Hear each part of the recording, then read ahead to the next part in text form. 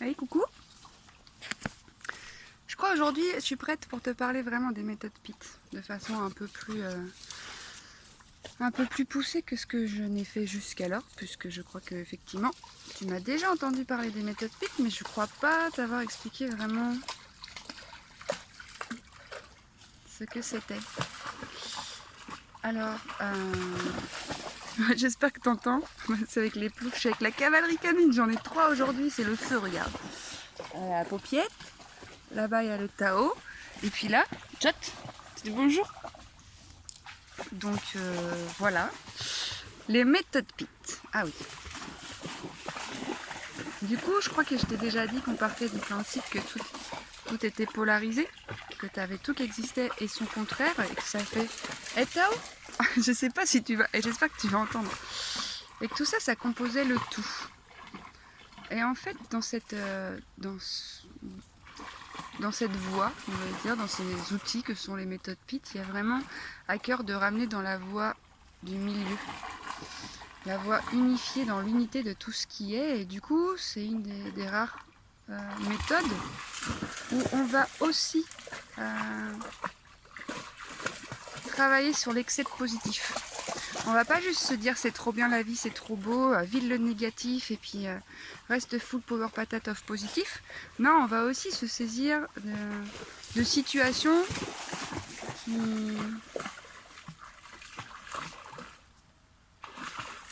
en face desquelles on s'impose une joie exacerbée. Je te parle de ça parce que moi c'est exactement de cette façon-là que je me suis câblée très tôt. Pourquoi je me suis mis en joie excessive? Mais parce que dans la polarité joie-tristesse, il y avait quelque chose en moi qui était inconcevable et je ne pouvais pas faire face à cette tristesse exacerbée et insupportable due à la perte de mon padré. Je m'éloigne un peu parce que c'est pas bien sûr quand même que tu entendes alors que je pense que c'est intéressant.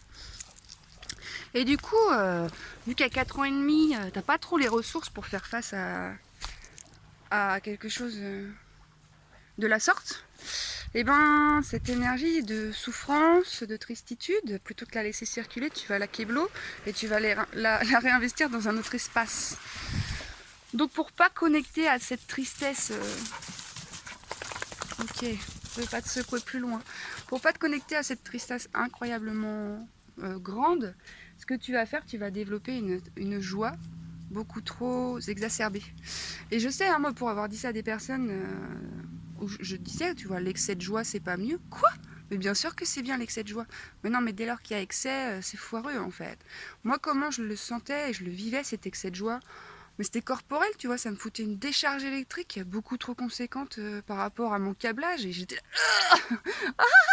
j'étais là, putain, j'en veux plus quoi, j'en veux plus vraiment. Parce que t'as beau du coup passer pour quelqu'un qui est toujours en joie, je te promets que c'est pas le vivant en fait de se goûter comme ça. C'est pas tout le temps l'été, c'est pas tout le temps le feu, il faut un peu de tout. Et donc c'est aussi le piège de bah ouais, tout est beau, tout est cool, mais en fait voilà, si tu parles de la confiance en soi, c'est bien. Un excès de confiance en soi en fait c'est naze, hein, parce que tu n'es pas en capacité d'écouter l'autre, peut-être même tu vas le rabaisser, peut-être même tu vas sortir ta science à chaque bout de phrase, et puis le lien du coup dans le collectif il est chaud du slip en fait. Mais pourquoi? Bah pareil, parce qu'en face du doute, de la confiance, peut-être qu'il y a la polarité de doute ou peur, j'en sais rien, et que tu es venu avec un événement traumatique engrammer une surcharge. Parce que le doute et la souffrance, le doute a été associé à beaucoup trop de souffrance à un moment dans ton enfance, donc peut-être qu'il y a eu un transfert pour contrebalancer ça sur une confiance excessive. Et ouais, c'est pour ça en fait, c'est vraiment important de comprendre qu'en fait dans le centre, dans l'unité, dans le tout existe. C'est pas un problème la colère, c'est pas un problème la haine, c'est pas un problème la frustration, c'est pas un problème la jalousie, c'est pas un problème tout ça, c'est juste des informations où on te fait dire, mam, peut-être si tu éprouves de la jalousie, c'est que, regarde, ah, je suis pas sûre qu'il soit pas mort le tronc, paupiette. Hein. Tiens, euh... ouais, si tu ressens de la jalousie, c'est aussi une information derrière qui veut te faire dire, ben, peut-être que tu aimerais vivre la même chose. Et en fait, cette information, elle est neutre. J'ai envie de vivre ça, mais pour des raisons X ou Y, tu le fais pas. parce que tu crois que t'es pas capable, parce que tu as peur ou quoi qu'est-ce. Tu vas croiser quelqu'un qui se fait vivre ce que toi tu ne t'autorises pas à te faire vivre. Tu as deux réactions possibles face à cette situation, c'est soit de la jalousie, parce que l'amour que tu as de toi-même n'est pas suffisamment conséquent pour te dire j'en suis capable, je peux, j'ai le droit. Soit c'est de l'admiration, en mode ouah, trop de la boulette, et en ce sens ça peut être allez chaud patate, moi aussi j'y vais. Et donc dans les méthodes PIT, pour revenir à ça, le but du jeu c'est vraiment de, par des protocoles assez simples à mettre en place, en fait, on passe vraiment par le corps, il n'y a aucune manipulation énergétique de la part du thérapeute, c'est ça que j'aime beaucoup aussi, parce que du coup tu vas t'autonomiser dans ta guérison, tu vois. Et bien en fait on va proposer à la conscience et la présence du moment là dans le cabinet des contenus avec des polarités différentes, et en fait on va faire des allers-retours et on va dissoudre toutes les charges, toutes les images, tout ça pour qu'en fait ça se confonde et qu'il n'y ait plus rien sinon le tout, et que joie et colère sont main dans la main plutôt que séparés. Et j'observe qu'il y a des difficultés parfois à laisser partir le positif et qu'on s'y accroche. Enfin, je vois ça en cabinet.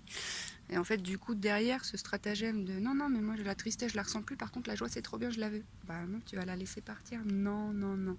Mais il y a aussi derrière ça à voir que la personne, elle s'autorise pas à être triste parce que c'est associé à un événement peut-être traumatique, où la tristesse s'est goûtée dans une perte ou dans quelque chose de traumatisant. Donc ouais, ça laisse des traces. Donc ouais, pour se protéger, bah non, on n'accède plus à cette tristesse. Mais c'est ok en fait, hein. C'est vraiment ok d'avoir mis ça en place. Ce qui l'est un peu moins, c'est qu'aujourd'hui, tu vois, quand tu observes des contractions dans ton corps dans le quotidien, bah, c'est là des opportunités de prendre conscience qu'il y a quelque chose qui est cristallisé, quoi. Et donc en méthode PIT, on a vraiment des outils incroyables, mais on décroche des traumas. Là, je te témoigne de quelque chose que moi, j'ai pas vécu, mais une collègue, où voilà, la perte d'un enfant, qui est quand même quelque chose de très, très, très, très, très, très, très dark. Non, je pense que c'est la souffrance la plus ouf qu'on puisse expérimenter en tant qu'humain. Et ben, en 2 séances, boum, la personne, quand tu remets ça dans l'espace thérapeutique en mode alors commencez par rapport à la perte de votre enfant, bah, elle est capable de dire c'est ok. Mais pas en mode c'est ok, résigné parce qu'il le faut. Non, c'est ok, c'est incarné en fait. C'est ok. Vraiment. Et du coup, enfin vraiment tout ce qui est viol, la touche, les trucs les plus horribles qui sont nos traumatismes, on a vraiment des outils incroyables qui permettent de les dissoudre assez rapidement, quoi. Et de ce fait, quand tu regagnes ton centre, ben forcément, tu récupères des espaces où la vie elle circule bien plus librement, quoi. Et tout se goûte et tout est source de croissance et, et, et le cœur peut prendre le relais aussi quand tu es descendu un peu, mais tu descends un peu parce que tu lâches toutes ces blessures de la tête, mais tu les lâches pas parce que tu le choisis, tu les lâches parce que tu as décidé de les traverser. On a aussi des outils pour activer des capacités en dormance. Bon, moi je suis persuadée que tout est possible, hein, que ce que tu fais, je peux le faire, il n'y a pas de souci. Que ce que je fais, tu peux le faire aussi, il n'y a pas de souci. Et en fonction de la croyance que tu as, ben, tu le fais ou tu le fais pas, mais pareil, comme je te disais tout à l'heure, s'il y a quelqu'un à l'extérieur de toi qui incarne une qualité qui est en dormance chez toi, on a un outil en fait où, bah boum, à la fin de l'outil, effectivement, tu vas être en capacité d'avoir accès à cette capacité aussi en toi et à la faire vivre. Donc voilà, c'est vraiment le principe, c'est vraiment de passer d'un état duel à un état unifié. Donc vraiment de ne pas s'attacher au positif plus qu'au négatif. De ne pas penser que le positif est mieux que le négatif. C'est tout a le droit d'être. C'est l'excès de quelque chose qui génère un dysfonctionnement dans tout le reste de la structure. Donc c'est vraiment des outils incroyables. Je vous invite vraiment à aller voir sur le site des méthodes PIT et puis de suivre la chaîne des méthodes PIT parce que Danielle Soleillant, qui est représentante des méthodes PIT en francophonie, qui nous a fait l'honneur d'aller se former en Serbie, puis de ramer ce petit bijou, et puis énormément de gratitude pour cette personne que j'aime énormément. Et voilà, elle explique aussi, de par des tout petites capsules, éclairage sur des polarités, peur, peur je sais plus quoi, colère, joie, altruisme, égoïsme, intérieur, extérieur. Et vraiment, moi je pars du principe que si tu ne comprends pas comment tu fonctionnes, ça va être un petit peu chaud du slip d'optimiser ton fonctionnement. Donc Vraiment, c'est des contenus qui sont simples à comprendre, qui sont largement... largement quoi, à portée de tout le monde. Et passons de cet état duel à cet état unifié. Voilà, je crois que c'est tout ce que je voulais dire pour parler un peu des méthodes PIT et de leurs particularités, où c'est vraiment dans le tout, il y a tout, quoi. Dans le tout, il y a tout. Il y a toi, il y a moi, il y a vous, il y a nous. Dans le centre, il y a tout. Il y a même plein de toutous qui font un petit peu les foufous dans la rivière. Mais j'espère que ça t'a pas empêché d'entendre et d'écouter ce que je t'ai raconté. Bon, j'espère aussi que ça puisse t'aider à comprendre, parce que j'ai l'impression que de toute façon, de par nos fonctionnements mentaux, la compréhension est nécessaire. Il n'y a pas à chier, mais par contre, n'est pas suffisante. Il n'y a pas à chier non plus, parce que c'est dans le corps que sont engrammées plein d'informations. Donc si tu libères pas le corps physique, ainsi que le corps émotionnel, bah c'est chaud boulette. Ouais, tu peux en parler pendant 1000 ans, tes problèmes, tu peux les comprendre, tu peux trouver des stratagèmes pour pas être confronté à tes gardiens, mais moi c'est pas du tout ce que je veux en fait. Je veux pas me limiter, je veux observer mes peurs et puis me faire vivre une autre réalité. C'est ok, j'ai des peurs comme tout le monde, comme toi, comme moi. Comme moi, c'est vrai ça. Mais je veux pas que ce soit la peur qui soit sur le siège, sur le trône de ma souveraineté interne, tu vois. Peut-être il y a des gens, peut-être ils vont faire du pâté avec leur bouche et tes bras, donc je te laisse. Je crois avoir plus ou moins expliqué tout ce que je souhaitais. Je te souhaite des belles choses, du bon courage. Je t'hésite pas si jamais.